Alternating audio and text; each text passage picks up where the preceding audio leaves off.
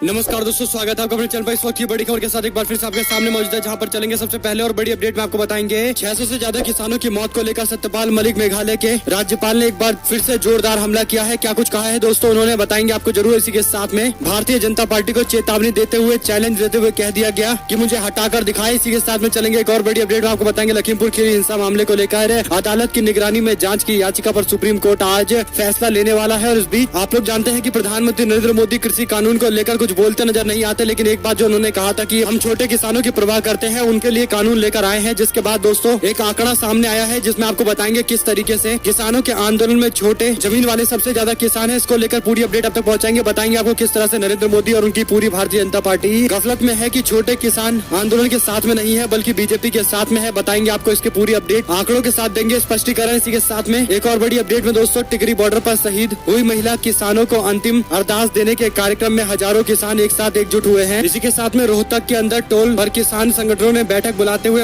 MP Arvind Sharma के खिलाफ SP को शिकायत देने का प्रस्ताव पारित किया है। इसी बीच आपको बताएंगे नारनौल से सांसद और किसानों के बीच में जो टकराव की स्थिति देखने को मिल रही है, उस पूरे मामले को लेकर किसानों ने सांसद के खिलाफ डीएसपी से शिकायत दर्ज कराई है। केस दर्ज करने के लिए पुलिस को मजबूर किया गया है। और इसी बीच गुरनाम सिंह चुड़ून ने कहा कि उनका संगठन 26 नवंबर को पार्लियामेंट मार्च करने के लिए पूरी तरीके से तैयार है। दोस्तों और भी बड़ी अपडेट के बारे में एक एक जानकारी अब तक पहुंचाएंगे, लेकिन उससे पहले अगर आप भी तीनों काले कानून का विरोध करते हुए एमएसपी पर कानून बनाने का समर्थन करते हैं तो इस वीडियो को लाइक करके, लाल बटन दबाकर, चैनल को सब्सक्राइब करके, घंटी को दबाकर कमेंट बॉक्स में जय जवान जय किसान, किसान एकता जिंदाबाद जरूर लिखेगा। चलते हैं सबसे पहले और बड़ी अपडेट की तरफ, जिसमें आपको बता दें कि मेघालय के राज्यपाल एक बार फिर से भारतीय जनता पार्टी को जोरदार तरीके से झटका देते हुए दिखाई दे रहे हैं। दरअसल दोस्तों तीनों काले कानून के खिलाफ चल रहे किसानों के विरोध को ठंडे बस्ते में डालने के तमाम प्रयास पूरी तरीके से फेल दिखाई दे रहे हैं। मेघालय के राज्यपाल सत्यपाल मलिक ने रविवार को कहा कि मैं अगर कृषि कानून के मुद्दे पर कहूंगा तो विवाद हो जाएगा। हालांकि एक राज्यपाल को नहीं हटाया जा सकता, लेकिन मेरे कुछ शुभ चिंतक हैं जो मेरे कुछ कहने का इंतजार करते हैं कि ये कुछ बोले और ये हटे। देश में इतना बड़ा आंदोलन आज तक नहीं हुआ, 600 से ज्यादा लोग शहीद हो गए। राज्यपाल सत्यपाल मलिक ने आगे कहा कि कोई हादसा होता है तो दिल्ली के नेताओं का शोक संदेश सामने आता है, लेकिन किसानों की मौत पर कोई प्रस्ताव सामने नहीं आया। संसद में भी कोई प्रस्ताव नहीं आया। पिछले महीने सत्यपाल मलिक ने केंद्र सरकार से प्रदर्शन कर रहे किसानों को मनाने के लिए कहा था। राजस्थान के झुंझुनू जिले के अंदर एक कार्यक्रम से इतर स्थानीय पत्रकारों से बात करते हुए सत्यपाल मलिक ने किसानों के आंदोलन को लेकर ये बात कही है। उन्होंने कहा कि मैं अगर कृषि कानून के मुद्दे पर कहूंगा तो विवाद हो जाएगा। हालांकि एक राज्यपाल को नहीं हटाया जा सकता, लेकिन मेरे कुछ शुभचिंतक हैं जो इस बात का इंतजार करते हैं कि मैं कब बोलूंगा। सत्यपाल मलिक ने कड़े अंदाज में इस बात को कहा है कि सार्वजनिक रूप से प्रधानमंत्री कोई संदेश नहीं देंगे, लेकिन व्यक्तिगत रूप से अपनी राय देंगे। मलिक ने कहा कि खास तौर पर सिखों के बारे में ये लोग नहीं जानते। निहत्थे गुरुओं ने मुगल बादशाहों के सामने लड़ाई लड़ी और उनको तंग नहीं करना चाहिए। उन्होंने इस बात पर जोर दिया कि अगर सरकार उनसे पूछे तो वो केंद्र और किसानों के बीच मध्यस्थता करने के लिए तैयार है। इसी के साथ में उन्होंने आगे कहा कि मैं मेरठ से आता हूँ, मेरे क्षेत्र में कोई भी बीजेपी का नेता किसी भी गांव में प्रवेश नहीं कर सकता। मेरठ में, मुजफ्फरनगर में, बागपत में वो प्रवेश नहीं कर सकते हैं। जब उनसे सवाल किया गया कि क्या वो किसानों के साथ में खड़े हैं, अपना पद छोड़ देंगे, तो उन्होंने कहा कि किसानों के साथ खड़े हैं और वर्तमान में अपने पद को छोड़ने की कोई जरूरत नहीं है, लेकिन जरूरत पड़ेगी तो ऐसा भी करेंगे। दोस्तों एक बात आप लोग ऑब्जर्व कर सकते हैं कि भारतीय जनता पार्टी के जितने भी नेता हैं जिन्होंने अपने दम पर उत्तर प्रदेश हो, हरियाणा, पंजाब, राजस्थान, हिमाचल प्रदेश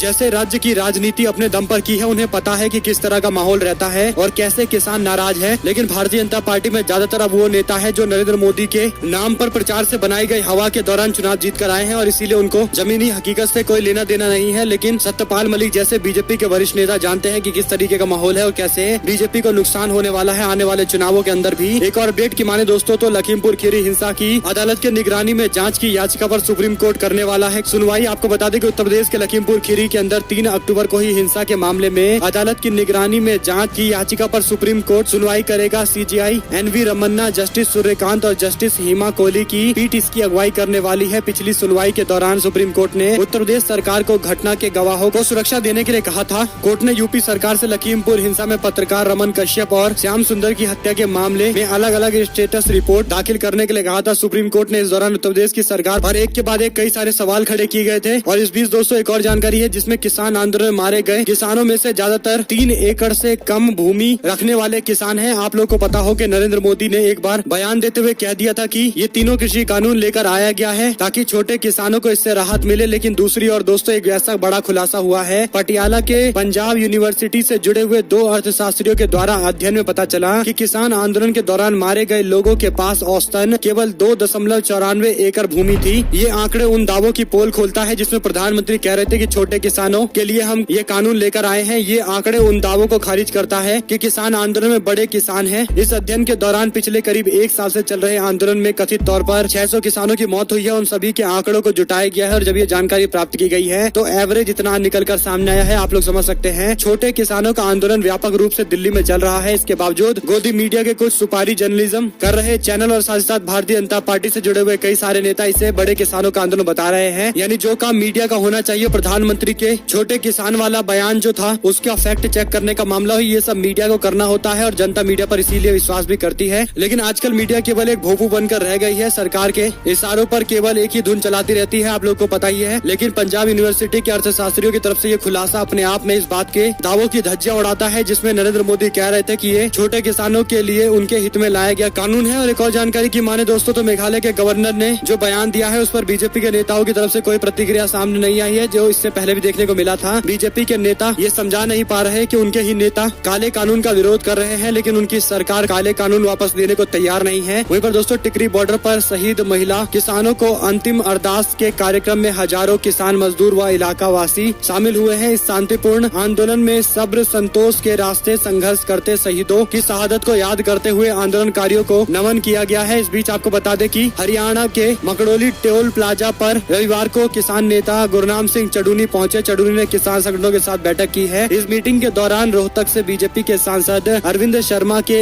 आंख निकालने और हाथ काटने वाले बयान की कड़ी निंदा की गई है। बयान पर सरकार को निशाना बनाते हुए कहा गया कि हरियाणा के सीएम लठ उठाने की बात कर रहे हैं। ये सरकार के नुमाइंदे भी इसी तरीके की भावना रखेंगे। मीटिंग में यह प्रस्ताव पास किया गया है कि सांसद डॉक्टर अरविंद शर्मा के खिलाफ एसपी को शिकायत दी जाएगी। चडूनी ने दिल्ली में होने वाले प्रदर्शन को लेकर रणनीति बनाने पर भी चर्चा की है और 26 नवंबर को प्रदर्शन किस तरीके का होगा। उन्होंने कहा कि संयुक्त किसान मोर्चा तय करेगा, लेकिन हम तैयार हैं। अगर ये कॉल दिया जाएगा कि पार्लियामेंट चलना है तो हम पार्लियामेंट चलने के लिए भी तैयार हैं। एक और अपडेट की माने दोस्तों तो किसानों ने सांसद के खिलाफ डीएसपी को शिकायत दर्ज कराई है। केस दर्ज करने में पुलिस के लचर रवैये को लेकर भी नाराजगी जाहिर की गई है। नारनौद में बीजेपी के राज्यसभा के सांसद रामचंद्र जांगड़ा के घेराव के दौरान टकराव में किसानों के घायल होने के मामले में पुलिस ने शिकायत दर्ज कराई है। देर रात डीएसपी को शिकायत दर्ज कराते हुए बीजेपी के एमपी रामचंद्र जांगड़ा की सह पर जाति करने का आरोप लगाया है और किसानों ने केस दर्ज कराने की मांग की है। लिखित शिकायत के बावजूद पुलिस ने अभी तक केस दर्ज नहीं किया है, जिसको लेकर किसान काफी नाराज भी हैं। वहीं पर दोस्तों बीजेपी ने किया प्रतिबंध का विरोध और जानबूझकर फोड़े पटाखे। केजरीवाल के मंत्री ने आरोप लगाते हुए बताया कि दिल्ली के अंदर पॉल्यूशन का स्तर जो बढ़ गया है उसके पीछे भारतीय जनता पार्टी का हाथ है। उसी के नेता जबरदस्ती लोगों से पटाखे फोड़ने के लिए कह रहे थे और जब वातावरण खराब हो गया है तो अब केजरीवाल सरकार पर दोष लगा रहे हैं। इसी बीच आपको बता दें कि एक और जानकारी है जहां पर नरेंद्र मोदी चाइना को लाल आंख दिखाने के बड़े बड़े दावे करते हैं और गोदी मीडिया पीछे पीछे ढोल बजाती चलती है। लद्दाख में चीन की घुसपैठ को लेकर भारत सरकार सिरे से नकार रही थी। प्रधानमंत्री खुद कह रहे थे कि ना तो कोई घुसा है ना कोई गया है, लेकिन उनके बयान पर विरोधियों ने तीखी प्रतिक्रिया दी थी। लेकिन दोस्तों भारतीय जनता पार्टी के अपने लोगों ने भी सवाल खड़े कर दिए हैं नरेंद्र मोदी के इस तरह के बयान, जिससे चाइना को फायदा भी पहुंच गया था और अंतर्राष्ट्रीय स्तर पर भी चाइना ने अपने आप को पाक साफ बता दिया था। लेकिन नुकसान भारत का हो गया, फायदा हो गया गोदी मीडिया का, उनको एड्स मिल गया और सरकार की छवि बची रही। दरअसल दोस्तों राज्यसभा के सांसद सुब्रमण्यम स्वामी ने चीनी कब्जे की बात कहते हुए अफगानिस्तान में हो रही कॉन्फ्रेंस पर सरकार को लताड़ लगाते हुए कह दिया कि सरकार को अफगानिस्तान की नहीं बल्कि चाइना की चिंता करनी चाहिए। और चाइना की तरफ से एक और तस्वीरें साझा की गई है जिसमें दोस्तों भारत के जवानों को प्रताड़ित किया जा रहा है। आपको बता दें कि इस तरह की सोशल मीडिया पर जो तस्वीर चाइना के द्वारा जारी की गई है सरकार की तरफ से उसका कोई खंडन नहीं आया है, जबकि इंस्टेंटली इसका खंडन आना चाहिए अगर ये तस्वीर गलत है तो। नहीं तो नरेंद्र मोदी को माफी मांगनी चाहिए जो कह रहे थे कि ना तो कोई आया है ना कोई गया है। यानी दोस्तों आप लोग समझ सकते हैं कि किस तरीके से मीडिया को मैनिपुलेट करके सरकारें चलाई जाती हैं। वहीं बसपा की मुखिया मायावती ने मांग की है कि डीजल पेट्रोल की कीमत कम होने के बाद अब तीनों काले कानून भी वापस लेना चाहिए केंद्र सरकार को, ताकि किसानों को कुछ राहत मिल सके। लेकिन डीजल पेट्रोल के दाम जितने कम किए गए हैं उससे कई ज्यादा पहले बढ़ाए जा चुके हैं, यानी मामूली कटौती की गई है और ये भी कटौती ज्यादा दिन रहने नहीं वाली है, क्योंकि सरकार की तरफ से और भी कई सारे दावे कर दिए जाएंगे। कह दिया जाएगा कि वैक्सीन बांट रहे हैं, राशन बांट रहे हैं, इसीलिए इसके दाम और बढ़ाएंगे। यानी दोस्तों ज्यादा दिनों की राहत नहीं है, हम इस तरह की उम्मीद जता सकते हैं, क्योंकि सरकार का रवैया इससे पहले भी हम देख चुके हैं। मोदी सरकार के दावे कुछ और होते हैं और जो रिजल्ट निकल कर सामने आता है वो कुछ और नजर आता है। वहीं पर यूपी चुनाव में पिछड़ों का इंकलाब होगा, बदलाव होकर रहेगा, अखिलेश यादव की तरफ से नारा देते हुए 400 सीटें जीतेंगे, इस तरह की बातें कही गई है। वहीं पर महंगाई को लेकर राहुल गांधी का सरकार पर हमला, कहा मोदी जी के विकास की गाड़ी रिवर्स गियर में चली गई है और ब्रेक भी फेल हो गया है। इसी के साथ में दोस्तों बीएसपी से निकले नेताओं के द्वारा समाजवादी पार्टी ज्वाइन करने पर मायावती ने कहा कि कि मेरी पार्टी से गए हुए नेताओं को अपने साथ में लाकर समाजवादी पार्टी अपना जनाधार नहीं बचा पाएगी, न ही बढ़ा पाएगी, क्योंकि जिन लोगों को बसपा से निष्कासित किया गया है उनका जनाधार पहले ही कम हो गया है। वहीं पर अखिलेश यादव के मंच से रोने लगे राम अचल राजभर, कहा मायावती ने मेरा पक्ष नहीं सुना। अखिलेश यादव की जनादेश महारैली में बसपा से निलंबित नेता राम अचल राजभर और लालजी वर्मा ने सपा का दामन थाम लिया। वहीं पर रैली को संबोधित करते हुए मंच पर ही राम अचल राजभर रोने लगे। इस दौरान राजभर ने अपने संबोधन के दौरान मायावती पर गंभीर आरोप लगाए। अम्बेडकर नगर में रैली को संबोधित करते हुए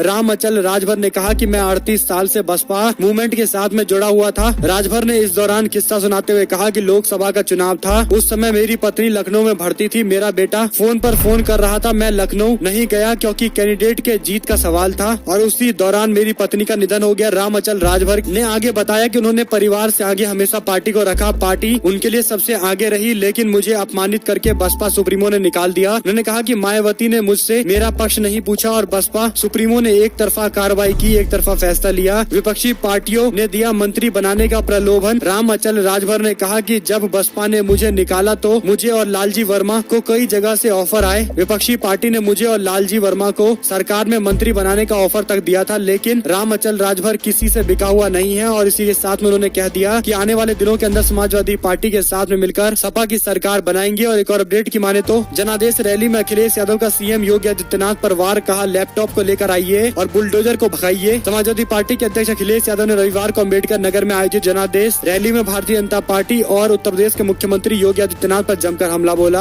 अखिलेश यादव ने कहा कि आपका मुख्यमंत्री ऐसा ना हो जो लैपटॉप नहीं चलाना जानता हो, लैपटॉप चलाना नहीं आता इसलिए उन्होंने लैपटॉप नहीं बांटे। सपा अध्यक्ष ने आगे कहा कि कौन मानेगा कि हमारे बाबा मुख्यमंत्री लैपटॉप चला लेते हैं, लैपटॉप लेकर आओ, बुलडोजर लेकर मत आओ। उनका सीधा निशाना उन लोगों पर था जो भारतीय जनता पार्टी की सरकार को अच्छा बताने के लिए बुलडोजर शब्द का इस्तेमाल करते हुए कहते हैं कि अब जितने गुंडे हैं उनके घर पर बुलडोजर चलता है। लेकिन दोस्तों, गुंडे किस पार्टी से हैं इस बात पर निर्भर करता है कि बुलडोजर चलेगा या नहीं चलेगा। ये लोग की अपनी धारणाएं भी हैं और इसी के साथ में बीजेपी को पश्चिम बंगाल में अभी राहत मिलता हुआ दिखाई नहीं दे रहा है। हालांकि बीजेपी की तरफ से दिल्ली में बुलाई गई बैठक के दौरान बंगाल को लेकर चर्चा की गई और पार्टी ने फैसला लिया है कि कुछ बड़े बदलाव राज्य के अंदर किए जाएंगे। लेकिन सबसे बड़ी बात यह है कि जब से शुभेंदु अधिकारी को बीजेपी ने नेता विपक्ष बनाया है तब से ही पार्टी में काफी नाराजगी है और एक नहीं, दो नहीं बल्कि 10 से ज्यादा बड़े बड़े नेता, वरिष्ठ नेताओं ने टीएमसी का दामन थाम लिया है। इसी बीच चीनी मीडिया के द्वारा प्रसारित तस्वीरों को शेयर करते हुए असदुद्दीन ओवैसी ने पूछा कि अगर ये सच है तो जवाब देने के लिए कुछ प्रधानमंत्री को बोलना चाहिए। पीएम का स्वैग सिर्फ देश की जनता के लिए है, चाइना को आंख दिखाने के लिए नहीं है। यानी असदुद्दीन ओवैसी की तरफ से भी एक सवाल खड़ा किया गया है। देश की सुरक्षा को लेकर किस तरीके से समझौता किया गया, प्रधानमंत्री की ब्रांडिंग करने के लिए, प्रधानमंत्री के छवि को चमकाने के लिए जो गोदी मीडिया दिन रात काम करता है, चाइना के मामले पर शांत है। भारत के क्षेत्र अरुणाचल प्रदेश में चाइना ने गाँव बना लिए। अमेरिकी रिपोर्ट में ये बात सामने आ गई और गलवान हिंसा के दौरान जिस तरह की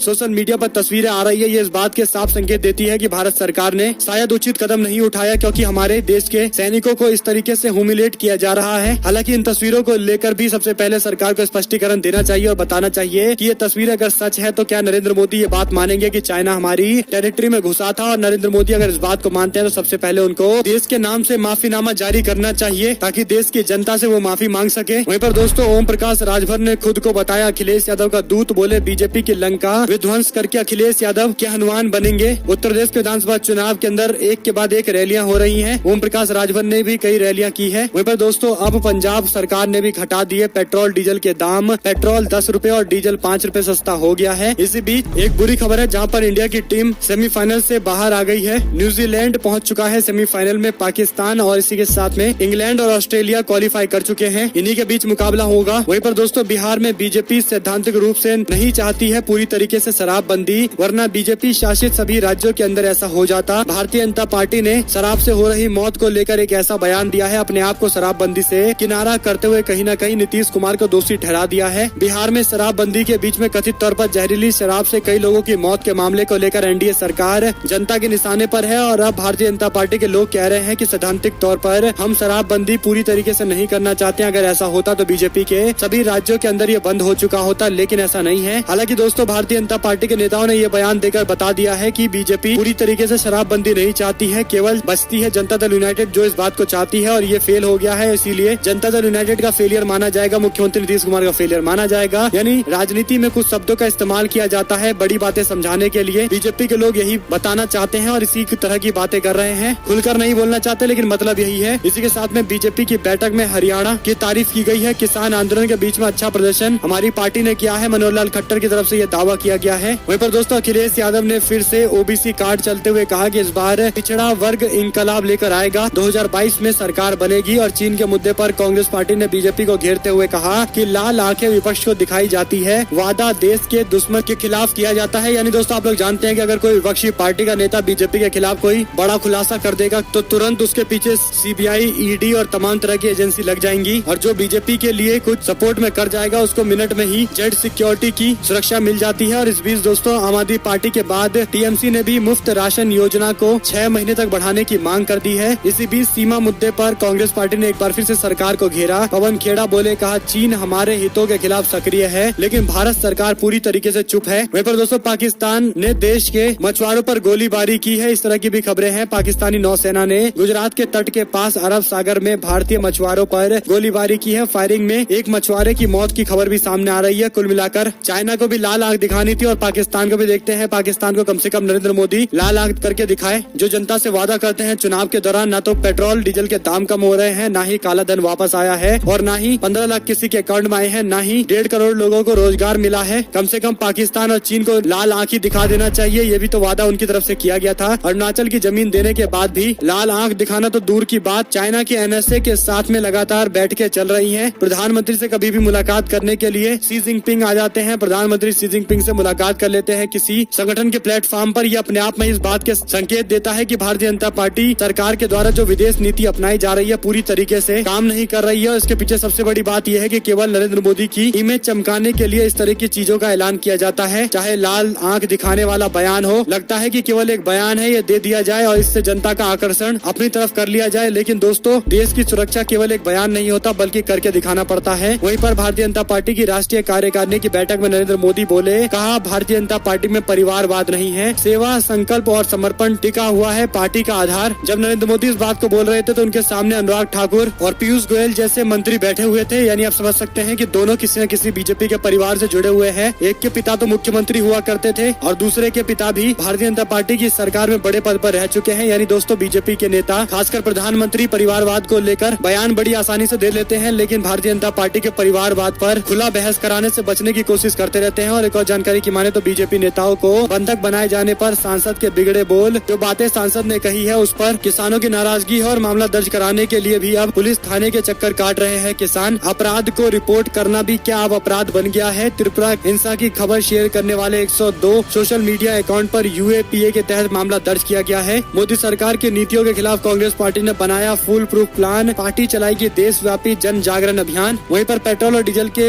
दाम में कमी देखने को मिलेगी दिल्ली के अंदर भी, जहां पर टैक्स घटाकर 50% कर दिया गया है, डीजल पर भी 40% कर दिया गया है। नवाब मलिक का दावा, कहा आर्यन खान केस मामले में अगवा करने की साजिश का हिस्सा ये पूरी साजिशें थी जिस पर कार्रवाई करने के लिए सब कुछ खुले तौर पर सामने आना चाहिए और उनकी तरफ से कई सारे और भी खुलासे किए गए हैं। अगर आप लोगों को दोस्तों एक भी खबर अच्छी लगी हो तो इस वीडियो को लाइक करिएगा, लाल बटन दबाइए, चैनल को सब्सक्राइब करिए, घंटे दबाइए, हमारे साथ लगातार बने रहिए। जुड़े रहने से दोस्तों का बहुत बहुत धन्यवाद। आप लोग देख रहे थे आपका अपना चैनल। जय हिंद, जय भारत, वंदे मातरम।